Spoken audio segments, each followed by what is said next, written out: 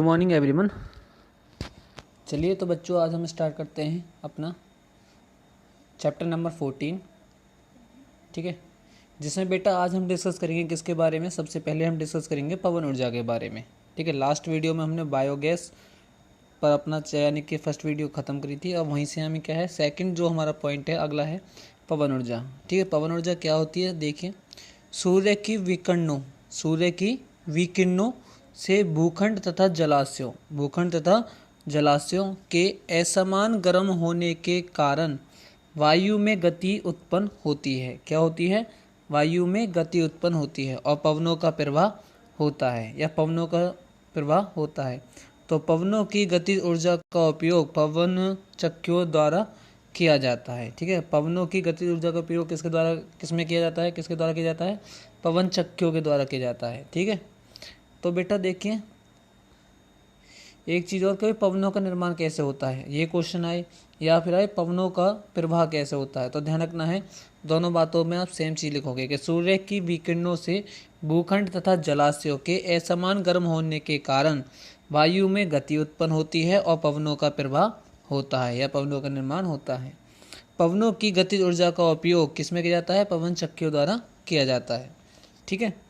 अच्छा देखिए, first point क्या है फिर, जल को पवन चक्कियों द्वारा यानी कि पवन ऊर्जा का इस्तेमाल किस तरह उपयोग किया जाता था। तो उसमें पहला पॉइंट आता है हमारा, जल को कुओं से खींचने के लिए, ठीक है, पवन ऊर्जा का उपयोग होता था। दूसरा, अनाज चक्कियों को चलाने के लिए होता था। तीसरा, टरबाइनों को घुमाने के लिए, जिसके द्वारा क्या होती थी? विद्युत उत्पन्न की जाती थी, ठीक है। अच्छा आगे देखिए,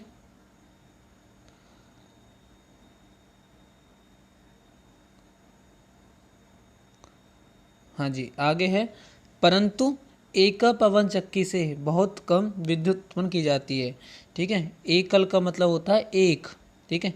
तो एक पवन चक्की से क्या होती है? बहुत कम मात्रा में विद्युत उत्पन्न की जाती है, इसलिए बहुत अधिक पवन चक्कियों को एक साथ स्थापित किया जाता है। तो इसलिए क्या होता है, बहुत अधिक पवन चक्कियों को एक साथ स्थापित किया जाता है। उस स्थान को पवन ऊर्जा फार्म कहते हैं, ठीक। उस स्थान को क्या कहते हैं? पवन ऊर्जा फार्म कहते हैं, जहाँ पर क्या होता है, बहुत सारी पवन चक्कियों को एक साथ स्थापित किया जाता है। उस स्थान को क्या कहते हैं? पवन ऊर्जा कहते हैं। क्या कहते हैं? पवन ऊर्जा। उसके बाद आगे है कि पवन चक्की चलाने के लिए पवनों की गति कम से कम कितनी होनी चाहिए? 15 से 20 किलोमीटर प्रति घंटा, ठीक है। कि पवन चक्कियों को चलाने के लिए जो पवनों की गति होनी चाहिए वो कम से कम कितनी होनी चाहिए? 15 से 20 किलोमीटर प्रति घंटा होनी चाहिए, ठीक है। अब देखिए, पवन ऊर्जा के क्या क्या लाभ हैं।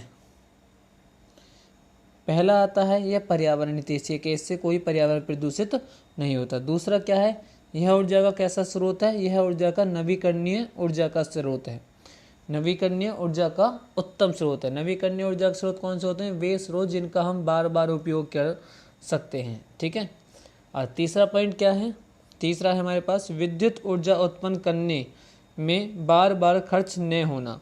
क्या करते हैं कि एक बार पवन चक्की हमने लगा दी तो उससे क्या है, फिर हम कई वर्षों तक लगातार विद्युत ऊर्जा उत्पन्न कर सकते हैं, ठीक है। इसमें ऐसा नहीं होता कि भाई बार बार हमें खर्च करना पड़ेगा, ठीक है।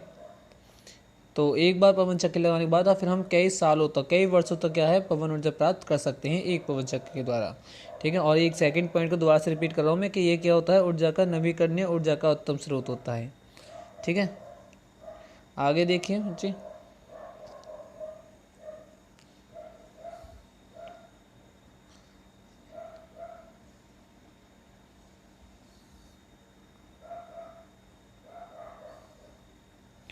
अब बेटा पवन ऊर्जा की क्या क्या सीमाएं हैं, कि पवन ऊर्जा के यानी कि क्या क्या सीमाएं हैं, ठीक।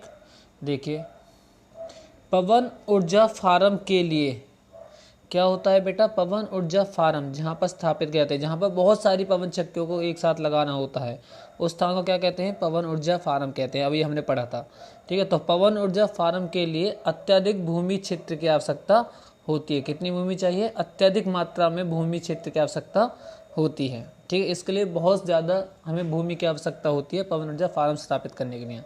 सेकंड पॉइंट क्या है कि लगातार 15 से 20 किलोमीटर प्रति घंटा पवनों की गति की आपूर्ति होनी चाहिए। ठीक है, कि पवन ऊर्जा हम तभी उत्पन्न कर सकते हैं जब पवनों की गति की जो चाल है वो कितनी होगी, जो गति है वो कितनी होगी, 15 से 20 किलोमीटर प्रति घंटा। कितनी होगी, 15 से 20 किलोमीटर प्रति घंटा होगी। तभी हम क्या है, तभी हम पवन ऊर्जा जो होती है, यानी कि पवन ऊर्जा का उपयोग पवन ऊर्जा उत्पन्न कर सकते हैं। ठीक है, कि गति की आपूर्ति होनी चाहिए। ठीक, उसके बाद तीसरा पॉइंट क्या है, तीसरा पॉइंट है अत्यधिक प्रारंभिक लागत होना, कि जो यानी कि शुरुआत में जो पवन ऊर्जा फार्म या पवन चक्की जो हम लगाते हैं, ठीक है, उसका खर्च यानी कि शुरुआत में क्या आता है, बहुत ज़्यादा आता है। ठीक है, तो अत्यधिक प्रारंभिक लागत होना। उसके बाद फोर्थ पॉइंट है बेटा पवन चक्की ब्लेड्स की प्रबंधन लागत अधिक होना, कि जो पवन चक्की होती है ना उसके जो ब्लेड्स होते हैं, ठीक है, आपने देखा होगा इस तरह की, मैं एक डायग्राम बनाता हूँ यहाँ पर।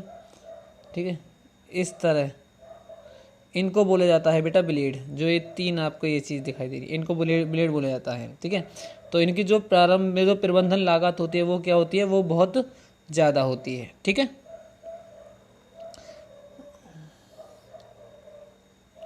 अच्छा, ये थे बेटा पवन ऊर्जा की सीमाएं। ठीक, आगे देखिए, आगे कुछ महत्वपूर्ण जानकारी आपको दी गई है कि डेनमार्क को हवाओं या पवनों का देश कहा जाता है। किसको, डेनमार्क एक देश है जिसे किस नाम से जानते हैं, पवनों का देश, क्योंकि यहाँ पर पूरे यानी कि वर्ष जो पवन होती है वो पवन चलती रहती हैं। ठीक है, और यहाँ पर जो पवनों की सामान्य स्पीड होती है वो क्या होती है, जितनी स्पीड हमें चाहिए उससे ज़्यादा होती है। ठीक है, सेकंड पॉइंट क्या है, भारत का विश्व में 5वां स्थान है पवनों का उपयोग करने में, कि भारत क्या है, भारत 5वें नंबर पर आता है पवनों का उपयोग करने में। ठीक है, तो ऐसे बहुत से देश हैं जो पवनों पर यानी कि क्या है, पवनों से ही अपनी यानी कि जो ज़्यादातर यानी कि आवश्यकता है उनको पूरी करते हैं विद्युत की।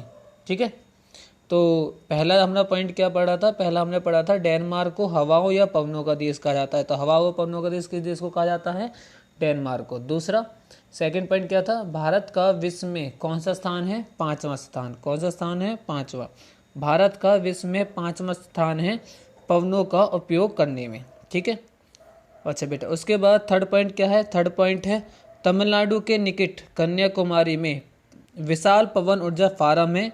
ठीक है, जिसमें 380 मेगावाट विद्युत उत्पन्न की जाती है। ठीक है, हमारे यहाँ पर कहाँ पर है, तमिलनाडु में एक जगह है कन्याकुमारी, उसमें क्या है, विशाल पवन ऊर्जा फार्म है। कितने, ठीक है, जिसमें यानी कि प्रतिदिन कितनी ऊर्जा उत्पन्न की जाती है, 380 मेगावाट विद्युत उत्पन्न की जाती है।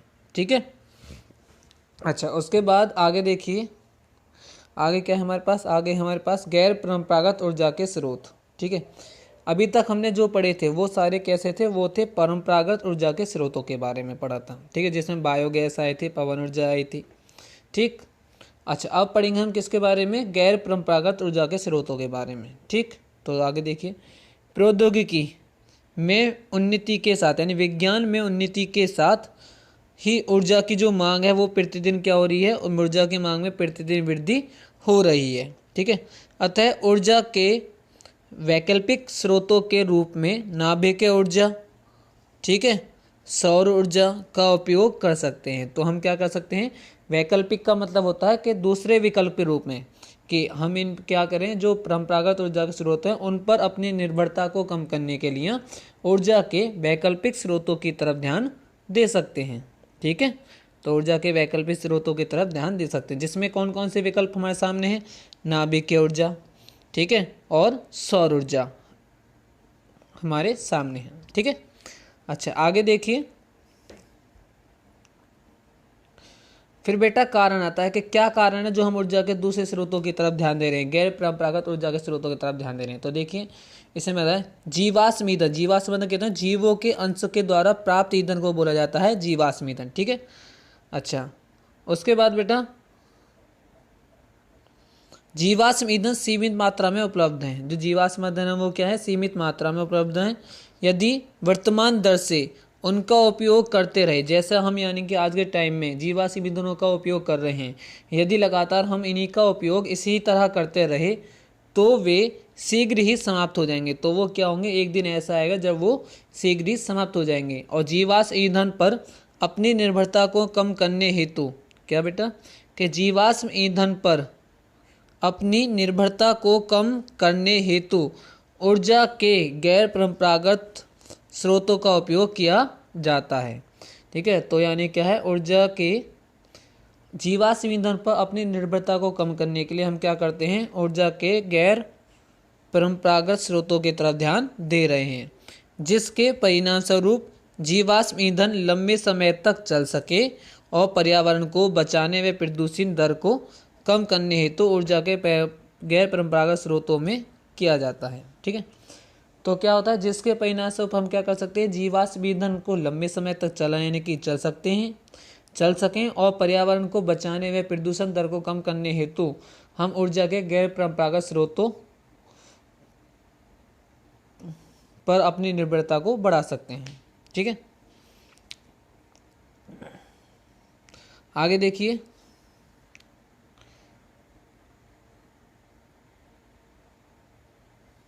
आगे बेटा सौर ऊर्जा। अब क्या है, अभी तक हमने पढ़ा था किसके बारे में, पवन ऊर्जा के बारे में। ठीक है, और फिर उसके बाद गैर परंपरागत स्रोतों के बारे में पढ़ा। उसके बाद हमने पढ़ा भाई क्या यानी क्यों हम ध्यान दे रहे हैं गैर परंपरागत ऊर्जा के स्रोतों के बारे में, जिसमें जो हमारा पहला आता है वो आता है सौर ऊर्जा। सूर्य ऊर्जा का एक प्रमुख स्रोत है। ठीक है, सूर्य क्या है, ऊर्जा का एक प्रमुख स्रोत है। सूर्य से प्राप्त होने वाली ऊर्जा को क्या कहते हैं, सौर ऊर्जा। ठीक है, सूर्य से प्राप्त होने वाली ऊर्जा को क्या कहते हैं, सौर ऊर्जा कहा जाता है। ये बात आपको ध्यान रखनी है। उसके बाद आता है बेटा सौर क्षेत्रांक। सौर क्षेत्रांक क्या होता है, पृथ्वी की सतह पर प्रति वर्ग मीटर क्षेत्रफल पर 1 सेकंड में आने वाली सौर ऊर्जा को सौर क्षेत्रांक के नाम से जाना जाता है। क्या है भाई, कि पृथ्वी का जितना भी हिस्सा है, ठीक है, उसका सिर्फ और सिर्फ 1 वर्ग मीटर, कितना, 1 वर्ग मीटर पर प्रति सेकंड, यानी 1 सेकंड में जितनी ऊर्जा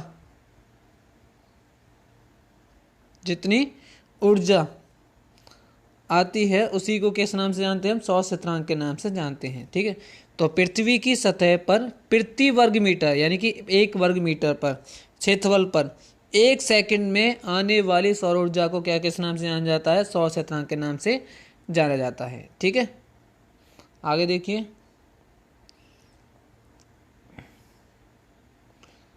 तो मेरी बात बता रहा हूँ कि सौर क्षेत्रांक के नाम से जाना जाता है।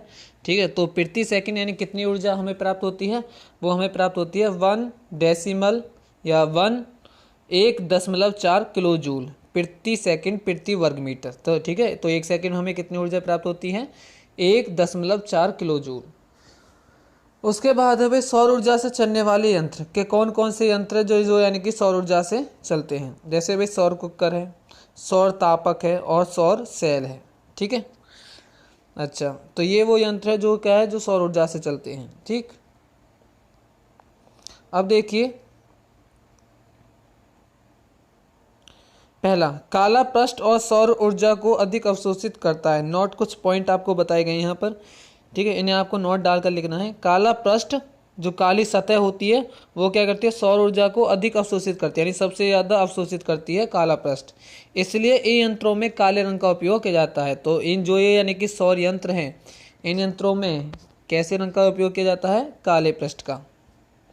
सूर्य की किरणों को फोकस करने के लिए कांच की शीटों का उपयोग किया जाता है। सूर्य की किरणों को फोकस करने के लिए किसका उपयोग किया जाता है, कांच की शीटों का उपयोग किया जाता है, जिसके कारण उच्च ताप पैदा होता है। जिसके कारण क्या होता है, जो तापमान होता है वो क्या होता है, उच्च होता है।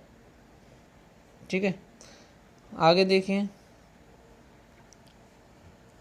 सौर सेल। सौर सेल क्या होते हैं, सौर सेल सौर ऊर्जा को सीधे विद्युत ऊर्जा में रूपांतरित करते हैं। ठीक है, तो सौर सेल क्या होते हैं, वह यंत्र जो सौर ऊर्जा को सीधे किसमें बदलता है, विद्युत ऊर्जा में, उसे बोला जाता है सौर सेल। क्या बोला जाता है, सौर सेल बोला जाता है उसे। ठीक है, सौर सेल सौर ऊर्जा को सीधे विद्युत ऊर्जा में परिवर्तित करता है।